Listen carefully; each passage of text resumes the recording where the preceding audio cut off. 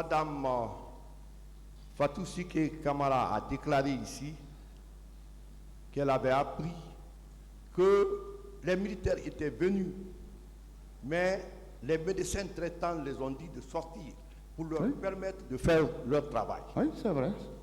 Ça a été dit. Mon professeur, est-ce que vous savez, selon la loi portant statut général des militaires, l'armée guinéenne est une armée républicaine au service de la nation? Vous le savez? Je pense que c'est les mêmes dispositions pour toutes les armées du monde, non? Voilà. Est-ce que le citoyen, c'est une obligation de résultat pour l'armée guinéenne de protéger la population? Vous le savez ou pas? Je pense que c'est inscrit dans ce qu'ils doivent faire. Donc, moi, je vous remercie d'avoir le courage d'aller au stade pour aller chercher, pour aller prendre les malades, les amener à l'hôpital, parce que quelqu'un qui est victime d'une atrocité ne peut pas se déplacer facilement. Je vous remercie. Merci, Monsieur le Président.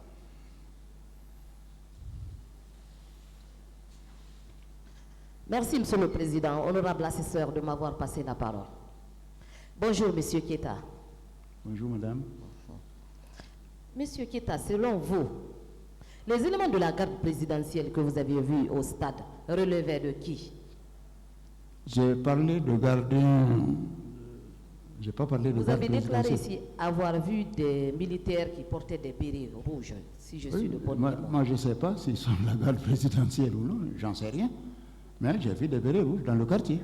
Oui, ça c'est effectif. Mais je ne sais pas à quel corps ils appartenaient. D'accord. Est-ce que ces éléments pouvaient quitter le camp pour le stade sans l'autorisation de leur supérieur hiérarchique? J'en sais rien, parce que je ne connais pas les règles qui les régissent. J'en sais rien. D'accord. Monsieur Keita, qu'est-ce qui vous a animé ce jour-là à sortir pour aller rechercher les blessés graves? Le devoir, tout simplement. Un esprit de patriotisme. Le devoir, et certainement du patriotisme, mais c'est surtout le devoir de médecin. Vous avez déclaré ici avoir reçu 29 victimes de viol. Vous confirmez cette déclaration? Oui, après le jour du 28 septembre, oui, dans les jours qui ont suivi, oui, ces personnes-là appartiennent. Celles qui sont venues le jour n'ont pas été enregistrées par mon service, ils ont été enregistrés par le service des urgences. C'est celles que nous avons vues après, qui avaient des problèmes, qui sont venues nous voir. On n'était pas la seule structure qui nous occupions de ça. Il y avait plusieurs autres structures dans la ville de Conakry qui s'occupaient de viol. Oui. Est-ce que vous savez que certaines femmes avaient été victimes de viol, avaient été chassées de l'hôpital? Bon, je ne suis pas au courant. D'accord.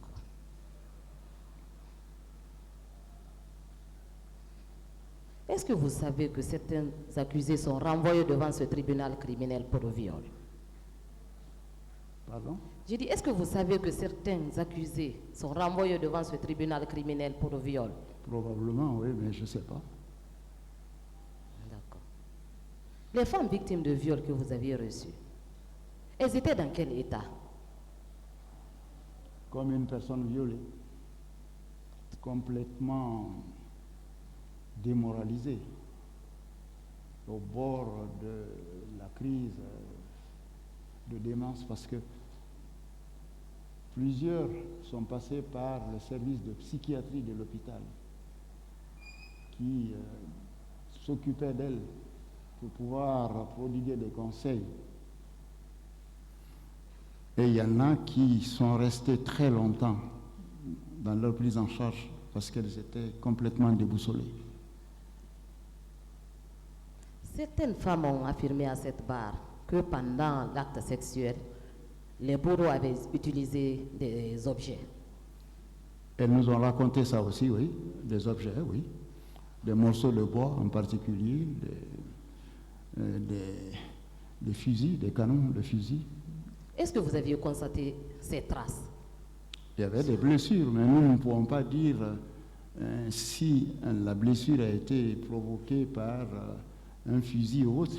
On peut dire simplement c'est par une arme pointue, coupante ou qu'on l'entend. C'est ce que nous pouvons dire. Mais on ne peut pas dire plus.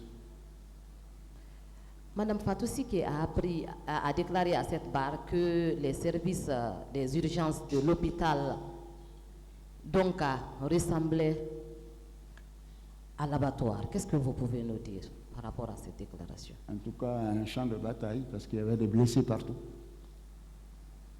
Des blessés graves? Il y a eu des blessés graves là-dedans. Oui. Je vous remercie, monsieur.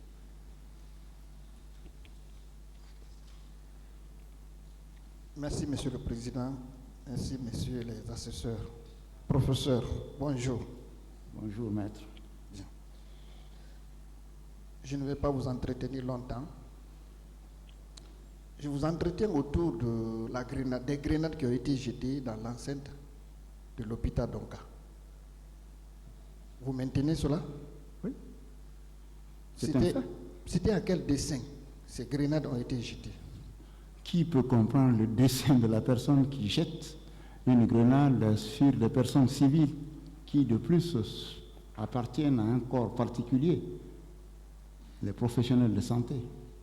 Je ne sais pas quel était leur dessein. Certainement pour faire du mal, forcément. Il y avait des attroupements des médecins qui ripostaient contre l'arrivée des militaires. Non, les médecins ont protesté et ont montré leur colère pour la présence militaire. Mais il n'y a pas eu d'affrontement physique. Non. Mais ils n'étaient pas contents, vu ce qui était en train de se passer, que des militaires soient là. Et les blessés? Pardon? Les blessés? Les blessés étaient dans la salle, dans un autre endroit. Si vous connaissez l'hôpital Donka, vous avez un grand portail, vous avez à l'époque un portillon d'un côté, et puis le service des urgences, c'est le bâtiment qui, en entrant à l'hôpital, est sur votre gauche. Bien. Est-ce qu'il y a eu des victimes? Qu'est-ce que vous appelez victimes? C'est-à-dire à la suite de ces grenades qui ont été jetées par les militaires. Non, pas est-ce qu'il y a eu d'autres victimes? Pas que je me souvienne, parce que j'ai eu l'impression que c'était un fumigène plutôt. Ça a dégagé de la fumée, mais bon, on a entendu une explosion, ça a dégagé de la fumée, mais il n'y a pas eu de blessés. Autant que je me souvienne, non. Aucun militaire n'avait été agressé dans l'enceinte de l'hôpital? De toutes les façons, ce jour-là, aucun homme normal n'aurait osé affronter un militaire. Je vous remercie, Monsieur le Président. Je vous remercie, Monsieur le Président, Messieurs les assesseurs. Professeur, je voudrais d'abord vous demander si vous avez des informations concernant les fosses communes, parce que le professeur Hassan Ba nous a dit ici il y a 25 corps non identifiés au Cameroun. Est-ce que vous aussi, parce que vous êtes une grande personnalité, vous êtes de l'hôpital, en quelque sorte, je peux dire, vous avez géré cette situation. Est-ce que vous pouvez dire au tribunal qu'il y a une fosse à tel lieu de notre pays? Merci pour ça. Je n'ai aucune information concernant les corps. Ça ne fait pas partie de mes compétences à l'hôpital. Bien. Professeur, en tant que témoin, bien entendu, votre témoignage c'est pour le tribunal. Ces crimes-là, sont-ils des crimes de masse en tant qu'intellectuel? Je crois que ça va de soi. Il y a eu plusieurs blessés. Merci. Est-ce que vous savez qu'en matière de crimes de masse, on recherche les chefs hiérarchiques d'abord? Est-ce que vous savez cela? Je suppose, oui. Bien. Non, je vous remercie toujours Et enfin, pour moi, étant des crimes contre l'humanité, professeur, pensez-vous que ce sont les 11 personnes là seulement qui peuvent commettre ces crimes-là en ce moment?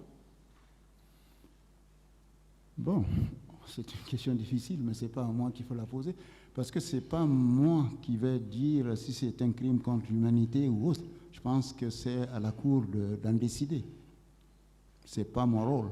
Non, on n'a pas.